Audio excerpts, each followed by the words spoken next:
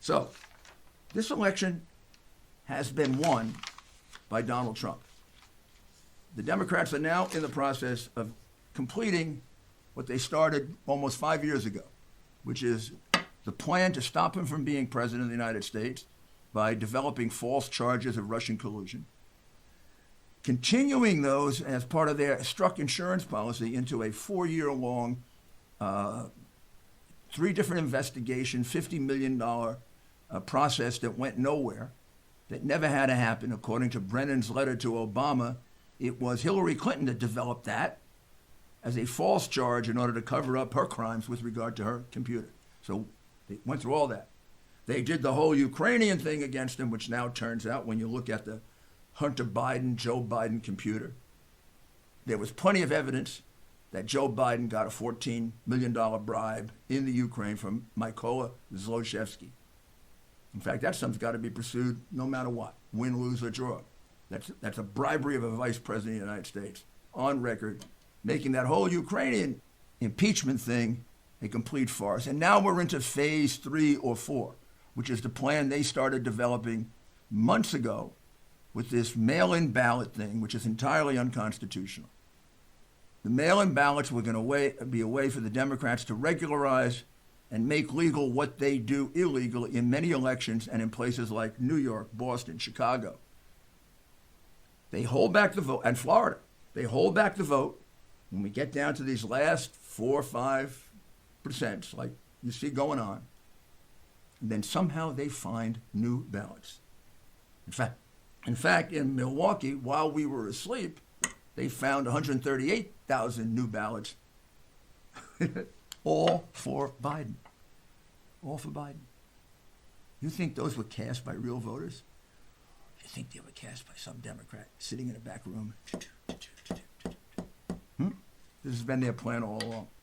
It is totally impossible, illogical, irrational, that the same thing would happen in all 5 or 6 places where there were close votes. What do I mean by the same thing? I mean the thing that the gentleman in Philadelphia has given us an affidavit on, and we'll get many of them now. The man heading the delegation of Republicans that was supposed to observe the mail-in ballots was kept in a room for 21 hours where he had no ability to see the ballots. Explain that to you. That's been reversed now. We're going to still have to go to the Supreme Court with it because the damage has already been done. The end result of this, we've got similar conduct now, not allowing Republicans to observe the mail-in ballots. We've got it in Philadelphia. We've got it in Milwaukee. We've got it in Detroit. We've got it in Phoenix, Arizona, and we have it in both Las Vegas and Reno, as I told you.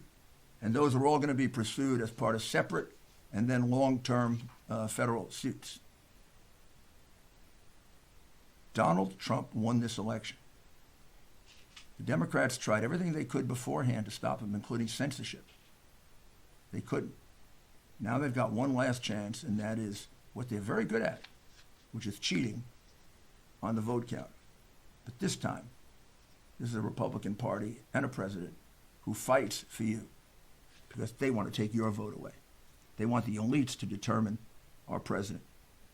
And we want the people of the United States to determine our president. And we will fight to make sure that your vote is counted and that your vote is not canceled out by an illegal vote.